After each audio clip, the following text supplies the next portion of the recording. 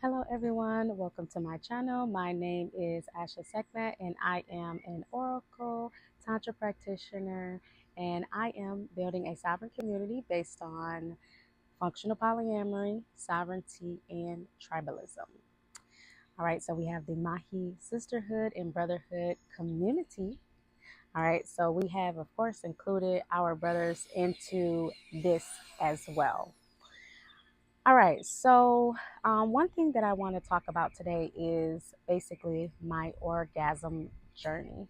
Okay, so what is it like to experience and go through the different stages of orgasm, right? So you have three different stages. You have juvenile orgasm, adult orgasm, and high level orgasm. So for juvenile orgasm, that's going to be for women that's clitoris centered, for men that's penis centered. And then for adult level, for women, that's vaginal centered. For men, that's prostate centered. And then for high level, that's when we're getting into extended series of prolonged orgasm, right? We're talking about more than an hour. Okay. So, for my experience, it was first, I want to say this. Well, let's start with the good things. So, I worked really hard on myself, um, going from like in the beginning where I was not receptive to masculine energy. I, the first time that I received Tantra, I had two men working on me at one time, and I did an orgasm. I had very strong feminist ideologies. Um, and then at some point, it was like I was just tired of dysfunction and I was tired of my own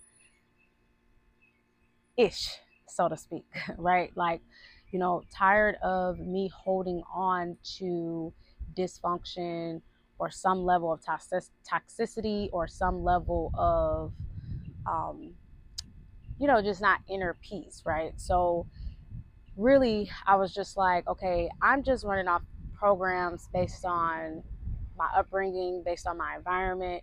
And what if I want to become something outside of that, right?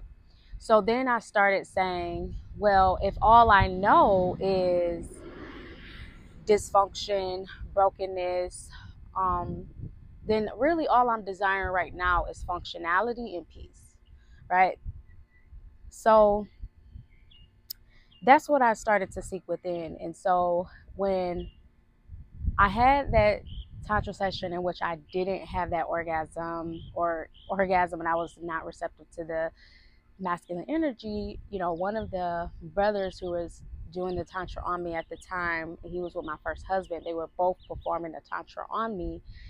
He was like, "That's a tough one, right?" Like, because I was just not. I just, I just couldn't see myself surrendering to, right, like the divine masculine, which is a toxic belief because it's like it's hindering my own pleasure. So basically, I worked on myself for some time. I did the inner work. And then in that time, I also was booking Tantra sessions virtually while I was also teaching at the same time. And, I was looking at more books to learn more about entrepreneurship at the time. So what I did was I had to understand first, I had to get rid of possession. So some of that was coming to me at that time, but I didn't realize like what possession truly was or like how deep it was. I just had a desire to not possess. So then, so as time went on, when I finally released like not possessing like at all, where I was just like, I can be the best wife, I can be the greatest wife, contribute financially, do all the wife duties, do everything I was trying to do, regardless is if my husband is with someone or not, or however many, or whoever is involved. The moment I released that, that's when I was able to actually get into my orgasms, the higher level ones. So that was what it did for me to release possession.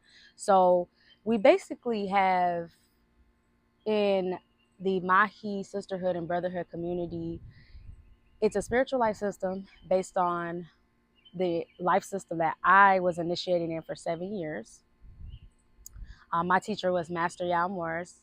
So basically, the three aspects of becoming your godlike self on earth is you cannot possess your mate, you have to trust the opposite sex, and you cannot live in the past. So this is how you're able to actually be ever evolving, and reach the next level, especially when we're talking about in regards to relationships, orgasm, and every aspect of your life, because everything in your life centers around that. It's called an orgasmic or sexual profile. It's called a sexual profile. So from there, I started to work on myself. I had my, I was going through it, and I worked really, really hard. Like, I put my spirituality above money, above, I was in survival. I put my spirituality before that. I put it even above my relationship at the time. My spirituality was like that. So that's what I put my time in. I was getting my Tantra sessions at the time from Brother Wayne. He's a Tantra practitioner. So I was doing that consistently for about 6 months to a year. And I reached a point where like I said, I released, and then I finally hit the plateau where I was getting to full body orgasms. So by that time when I was getting to full body orgasms, and I had one before with my first husband doing Tantra on me, but I feel like I was in competitive energy. I feel like it was not organic. And it could have been trying to just compete with women around me, you know, because that's possession, right? And not just any women, like Black women, like being in that possessiveness, right? So there's a correlation between that and sex. So when I realized that that was what that was, because he reflected that back to me, because otherwise I could just be able to do it repeatedly. Like, it wouldn't just be one time I do it and then the next time I'm not, right? So by the time I got to the point that I'm doing full body orgasms, like I could do them consistently, then it was like, okay, that's when I really release possession, right? And the reason that possession is more deeper in the African American community is because of poverty, lack of resources, scarcity, right? And lack of resources just mean, right, like, systematic racism, right? So the offset of that, right, being in a underserved community, is that's where the possessions, the deeper aspects of it can really come from, because you don't live in a state of abundance, right? So ghettos, projects, these are things that create man-made things that are created in a scarce environment that is hard for human beings to thrive in an environment like that. So one of the offsets of that spiritual disease will be possession. So I was no exception to that, right? I grew up in an environment like that because I grew up as what you would consider an African American woman, right? So for me to get out of that state, like I said, I had to first, my relationship with the creator, I kept getting pushed in terms of being motivated to continue my path. Some of it also comes from esteem, right? So my self-esteem was not where it is today, right? And self-esteem is not always what looks, right? Self-esteem can be a multitude of things, right? It can be self-esteem of intellect. It could be like it could be someone not feeling confident intellectually, someone feeling not confident in the bedroom, someone not feeling confident in their thinking abilities, creating solutions, or attracting money. So there was variations of that, right? Like, that's what it is. So as I increased over time, like boosting my confidence organically, boosting confidence organically is not, you could literally have nothing, right? I could have no money, I could be on my last, but I found that internally. I found my worth internally, that nothing could take that away, no matter what the environment is, no matter how much money I'm making. So I found that true confidence, right? Not fake confidence that boosts people's ego because you have a certain car, status, and thing like that. Because the moment these things get taken away, then you're equating your worth or how you feel about yourself to that. So once I got to a place where I found that it's like finding the God in me, then I was able to have these orgasms that are not centered in the genitals. They're orgasms that are over your entire body, over your entire nervous system. They feel absolutely wonderful. And the main thing is that it is correlated also to the feelings that you have in your heart about the opposite sex. So for me, it's the feelings I have in my heart towards, healing, relationships with men in the past, healing feelings in my heart if I had, disagreements with my father, and those were hard times for us, and I was holding that type of anger in my heart, right? I had to forgive, right? I had to forgive, and then I had to. My father is a great father, right? I always talk about and contribute. I am where I am today because of my father. I had a strong Black father figure, but he was not perfect. No human is perfect. And so, I had to think about that. I was just reflecting on how when people think of patriarchy or the construct of it, um, it's really creating a society in which it's obsolete for a man to be truly in divine masculine and a woman to be in truly divine feminine. Really.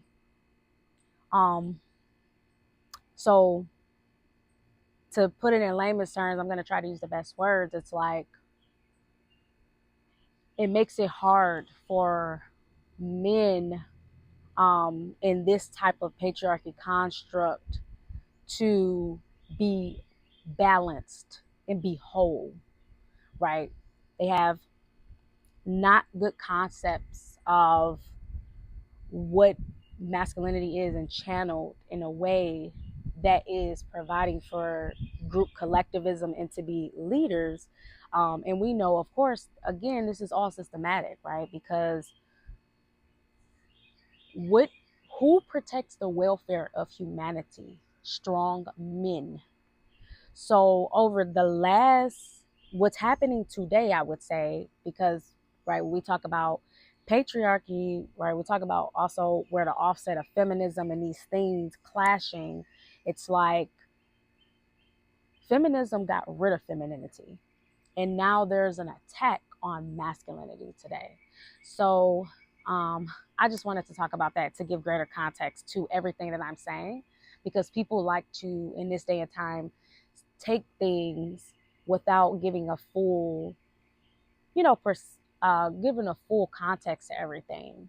So I just wanted to share that, to say I still had things, even though I had probably one of the best fathers that you could have in this day and time,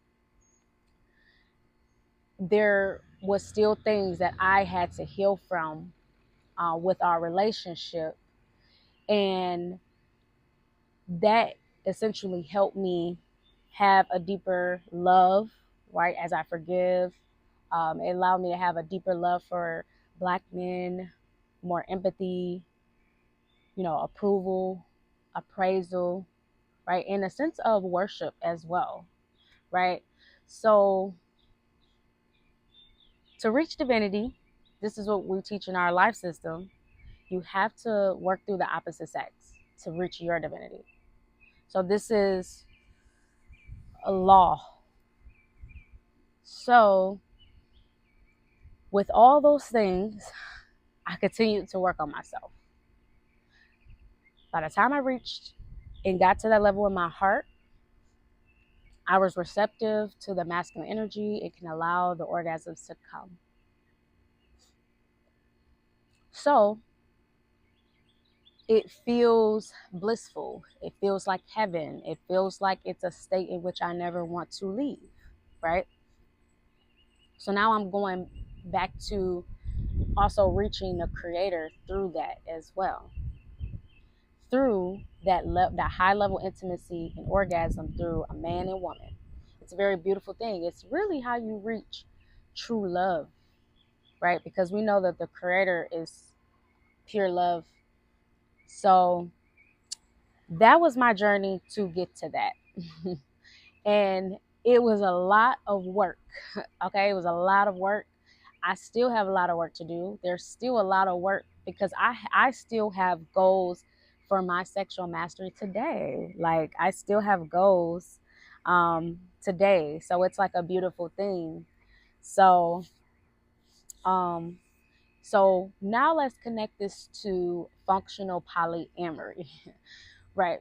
Because when we're talking about like a spiritual life system that we have, um, it is not a doctrine. It's not like, you go somewhere and you have like this code of telling you what to do. It's not like that. It's a life system. There's practices daily that you do, and then you go on your spiritual path in it with the relationships that you are working with the opposite sex to build a community. So that's what this life system essentially allows you to do, right? It's a community, and it predates me. Okay, so I went through the initiations to learn it. It predates me, and my teacher, you know, that was his purpose, was just to take the indigenous cultures, the various ones that he went into to study, put them together, and I'm just paraphrasing, and then creating the life system out of it. So what I feel from it, it is just my network of the unseen to the creator. So it's just the creator, right? As much as I can experience it as a human on earth. So it's like when we're talking about functional polyamory, you know, you're going to have problems in life if you think that you're coming across polygamy and you have the predisposition, you're going to do some concept of this, and the people with you are not allowed to. That's man or woman. Okay.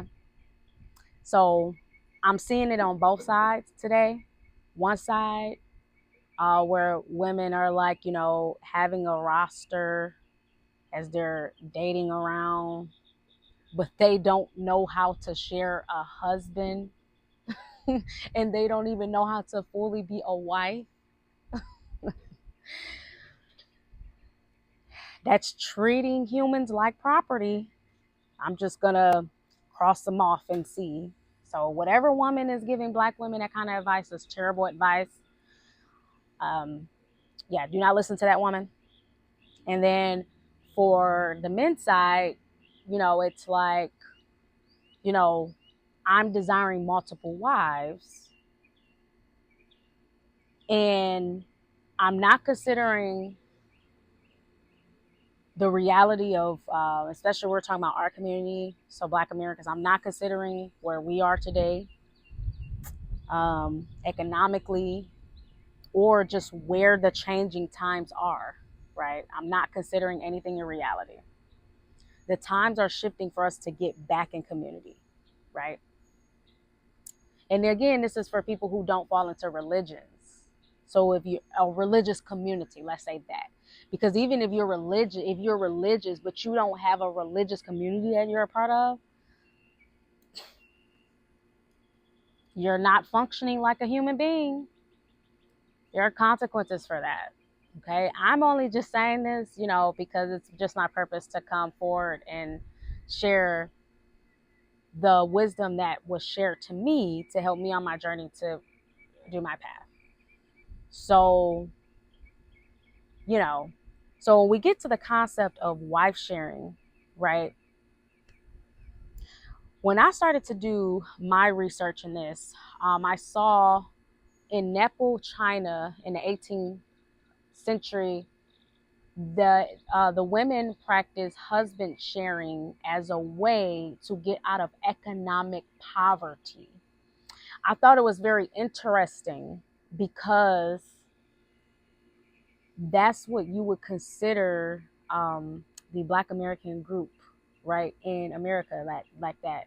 But then when I realized over time is that, okay, what just will happen is that there will just be, you know, separate groups, right? Because it's not going to be like a one group thing, right? So it'll be two separate groups. So you'll have those who are able to get out of that, like poverty, scarcity. Poverty and scarcity is possessing, right? So even if you got money, but you don't know how to share your mate, you couldn't even hold that frequency long enough. Like you would lose it. So, and it's also dependent on lifetimes, okay? Like this is not meant, everything that I'm talking about is not meant for everybody. And I always say that, okay? So I always speak from the perspective of follow your holy doctrine if you belong to a particular faith, right? Because everything that I'm saying could be completely wrong according to that. So you just have to go follow that. Go on, watch the things that you need to watch to be a part of and live that life solely as that as that community, as that religious community. Okay, so now that I was talking about that with functional polyamory, so functional polyamory is all parties involved have they have consent. So in order for someone to have consent, they have to be willfully and knowingly disclosure of the relationships that are involved. That's consent. Okay, so consent and then committal. So the reason that functional polyamory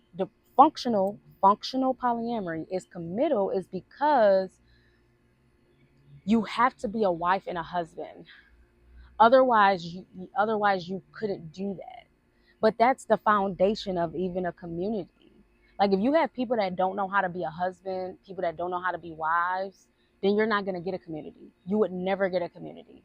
There are stages that you must abide by. So people learning, right, completing their development, like learning how to be a husband, learning how to be a wife. Okay.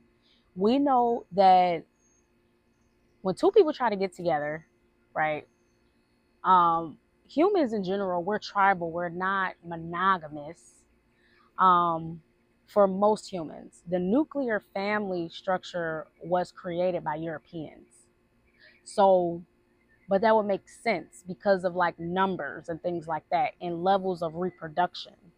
So that would be more fitting, right, for a person of European descent. But melanated people, especially Black people, that's why monogamy doesn't work, because we're not monogamous. We were meant always polygamous prior to colonialism. Like we are polygamous. And it's telling. It's still telling in our music. It's still telling in reality TV shows, and baby mamas, baby daddies. It's just dysfunctional. And it's on both sides. It's on both sides. It's not just the women. Black men as well. So both are shared in the community. Not saying that all women are shared. It's saying that some are. Okay.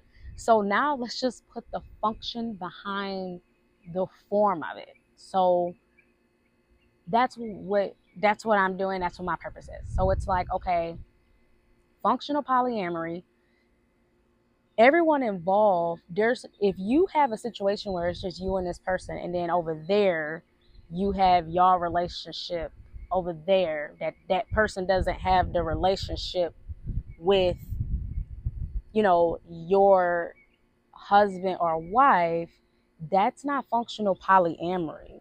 That's trying to do live a white American life with poly slapped on there. And that's going to be dysfunctional, and it's going to lead to failure, right? So when we talk about these concepts of swingers, what those, right? That is European, right? That's white, okay? So when we're talking about, though, from an indigenous perspective, if we know that we are, as Black people, sexual people, if that's our strength and spirituality, and then you put polygamy and how that forms with it, that's what you get is functional polyamory. Because when two people are together for a long duration of time as Black people, what typically happens is one person starts seeking and desiring more, right? That can be in different ways. But the point is a concept of, okay, if you bring someone in here, right? Let's just say that it's not for a lifetime, but it's for a period in time where this, let's say for a woman, so a Black man and a Black woman, and then you bring a Black woman here, and they're learning husband sharing in that. In the midst of that, that woman is a wife to that man, and that man is a husband to that woman. Now, let's assume in this day and time, consider everything that we know, let's assume that this woman is then, what if she's a wife already?